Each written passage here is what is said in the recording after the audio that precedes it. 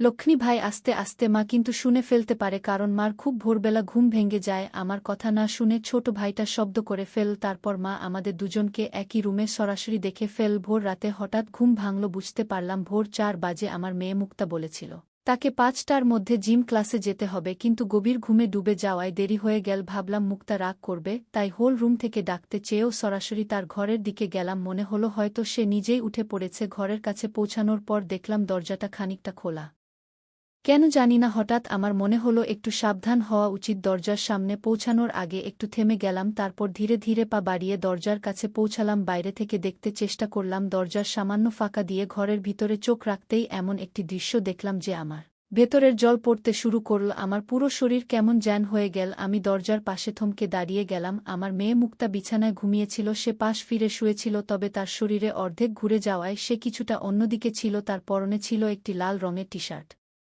এবং কালো জিনিস আমি দেখলাম ঘুমের মধ্যে তার টি শার্ট কিছুটা উপরে উঠে গেছে সে বিছানার এক কোণে শুয়েছিল তার থেকে সামান্য দূরে প্রায় ১.৫ ফুট দূরে আমার ছোট ছেলে রবিন দাঁড়িয়েছিল রবিন এতটাই কাছে দাঁড়িয়েছিল যে সে মুক্তার দিকে এক দৃষ্টিতে তাকিয়েছিল কিন্তু সে শুধু তাকিয়েছিল না যেন কিছু করার চেষ্টা করছিল আমি ভেতরে কি ঘটছে তা দেখেই বিশ্বাসটা জেনে গেলাম এই মুহূর্তে আমার মনে হলো হে ঈশ্বর এখন কি করব এই ছেলেটি এত সাহস পেয়েছে যে আমার উপস্থিতিতেও মুক্তার ঘরে ঢোকার সাহস দেখাচ্ছে আমার মনের মধ্যে আতঙ্ক কাজ করছি রবিন যে আমার ৭ বছরের ছেলে সে কেন মুক্তা যে তার ২ বছরের বড় বোন তার প্রতি এমন আচরণ করছে তার সাহস যেন দিনে দিনে বেড়েই চলেছে এই পরিস্থিতি দেখে আমার মনে ভয় ঢুকে গেল এমন কিছু যেন না ঘটে যা তাদের দুজনের জীবনকে নষ্ট করে দিতে পারে আমি কখনো ভাবিনি যে রবিন এমন কিছু করতে পারে তবে এখন সে বড় হচ্ছে আর তার আচরণ আমাকে চিন্তিত করে তুলেছে আমি আগে কখনো রবিনের এমন আচরণের দিকে তেমন মনোযোগ দেইনি তবে সময়ের সঙ্গে সঙ্গে লক্ষ্য করলাম সেজন্য মুক্তার প্রতি একটু বেশি মনোযোগী হয়ে উঠেছে মুক্তা ছিল তার থেকে ৫ বছরের বড় তার নিজের একটা ভিন্ন জীবন ছিল কলেজ বন্ধুবান্ধবের আলাদা একজন তার সেই জীবনের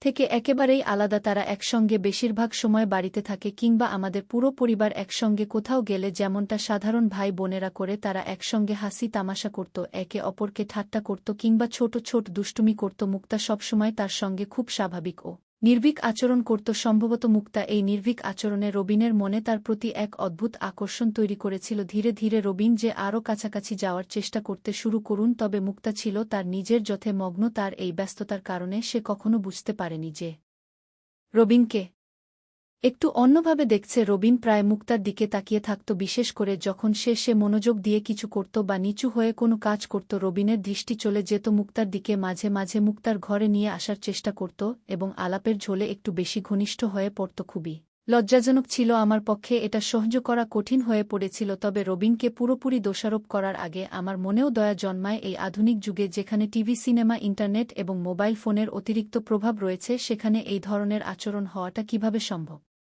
আমাদের সন্তানদের মনে এগুলোর প্রভাব পড়বে এটাই স্বাভাবিক তবে যা সবচেয়ে কষ্টদায়ক ছিল তাহলে আমি এ ঘটনা দেখেও কিছুই করতে পারছিলাম না নিজের সন্তানদের জন্য আমার অসহায়ত্ব আমাকে ভেতরে ভেতরে ধ্বংস করে দিচ্ছিল আমি কখনো কল্পনাও করিনি যে রবিন এমন কিছু করতে পারে আমার স্বামী যেদিন রাতে পরিশ্রম করেন আমাদের সন্তানদের একটি সুন্দর এবং সুখী জীবন দেওয়ার জন্য যদি তিনি কখনো জানতে পারেন যে আধুনিক সময়ের প্রভাব রবিনের মনকে এমনভাবে দূষিত করছে তাহলে তিনি নিশ্চয়ই প্রচণ্ড কষ্ট পাবেন তবে তার কাছে এই বিষয়ে বলা আমার পক্ষে সম্ভব ছিল না যদি তিনি ঘটনা জানতে পারেন তাহলে তিনি রবিনের মনস্তত্ত্ব বোঝার চেষ্টা না করেই হয়তো রাগের বশে শাস্তি দেবেন বা তাকে বাড়ি থেকে বের করে দেবেন এমনটা আমি কখনোই চাইনি আমি ভেবেছিলাম মুক্তাকে সামান্য ইঙ্গিত দিয়ে বিষয়টি জানানো উচিত যাতে সে সতর্ক থাকতে পারে এবং রবিনের সঙ্গে একটু সাবধানতার সঙ্গে আচরণ করতে পারে তবে এর আরেকটি বিপদ ছিল মুক্তার মনে যদি রবিনের প্রতি ঘৃণা জন্মায় তাহলে তাদের সম্পর্ক চিরতরে নষ্ট হয়ে যাবে এমনকি যদি মুক্তার রাগের মাথায় রবিনকে কিছু বলে ফেলে তাহলে রবিনও রেগে গিয়ে কোনো ভুল সিদ্ধান্ত নিতে পারে যা তাদের ভবিষ্যতের জন্য ভয়াবহ হতে পারে আমি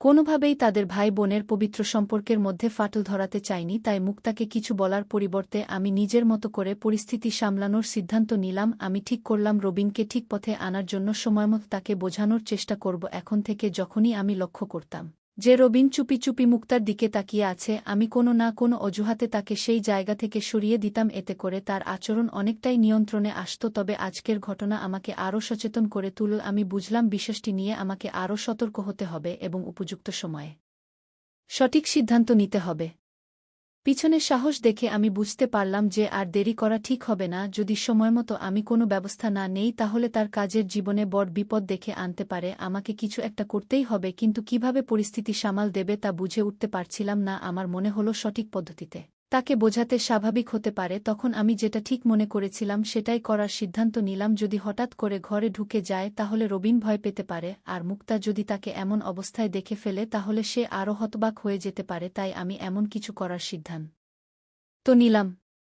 কিন্তু অল্প সময়ের মধ্যেই তাকে ভর্ৎসনা করতে শুরু করলাম। আমি মুক্তার ঘরে তার গোপনীয়তায় হস্তক্ষেপ করার বিষয়ে সরাসরি কিছু বলিনি, তবে ইঙ্গিত করলাম। আমি তাকে বোঝালাম যে আমি তার এমন আচরণ আগেও লক্ষ্য করেছি। রবিন দ্রুত বুঝতে পারে যে তার কাজ আমার চোখে ধরা পড়েছে।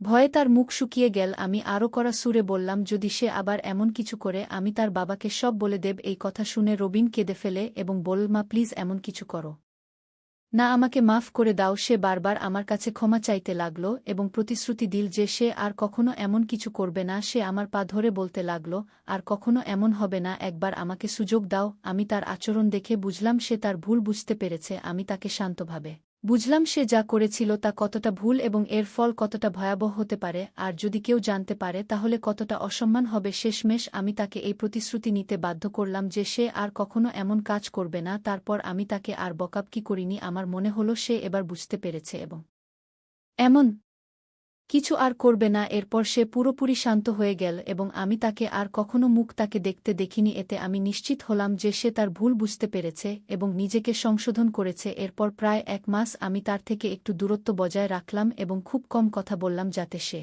বুঝতে পারে যে সে যা করেছিল তা ভুল ছিল। ধীরে ধীরে সবকিছু স্বাভাবিক হয়ে গেল। আমরা আবার আগের মতো হাসি মুখের সঙ্গে কথা বলা শুরু করলাম। সবকিছু আগের মতোই সুন্দরভাবে চলতে লাগল। কিন্তু একদিন আমি তাকে আবার মুখ তাকে দেখতে ধরে ফেললাম। যদিও সে এবার বেশ সতর্ক ছিল, তবুও আমি লক্ষ্য করলাম তখন আবার আমার রাগ হতে শুরু করল। কিন্তু এবার আমি আগের মতো তাকে বকাচকা করিনি, কারণ তার প্রতি আমার চিন্তা বাড়ছিল। সে আমাকে বলেছিল যে তার একটি প্রেমিকা আছে এবং সে তার বন্ধুদের সঙ্গে কাটায়। তবুও কেন সে মুক্তাকে এভাবে দেখার প্রয়োজন বোধ করি তা আমার মাথায় আসছিল না। তখন আমি ঠিক করলাম এ বিষয়ে আমি আবার তার সঙ্গে কথা বলবো। 3 দিন পর দুপুরে আমরা দুজন বাড়িতে একা ছিলাম। সে তার ঘরে ছিল আর আমি আমার ঘরে বিশ্রাম নিচ্ছিলাম। আমি ভাবলাম এখন সময় এই বিষয়ে কথা বলার। আমি তার ঘরের দিকে গেলাম। দরজা বন্ধ ছিল। আমি দরজা খোলার চেষ্টা করলাম কিন্তু সেটি ভিতর থেকে লক করা ছিল। আমি দরজায় নক করলাম এবং তাকে ডাকলাম। সে ভেতর থেকে সাড়া দিল এবং দরজা খুলে দিল। আমি জিজ্ঞেস করলাম, দরজা বন্ধ করে কি করছিলেন? সে বলল, কিছু না, এই পেপার পড়ছিলাম। তারপর সে বিছানার পাশে থাকা একটি পেপার দেখালো। আমি মনে মনে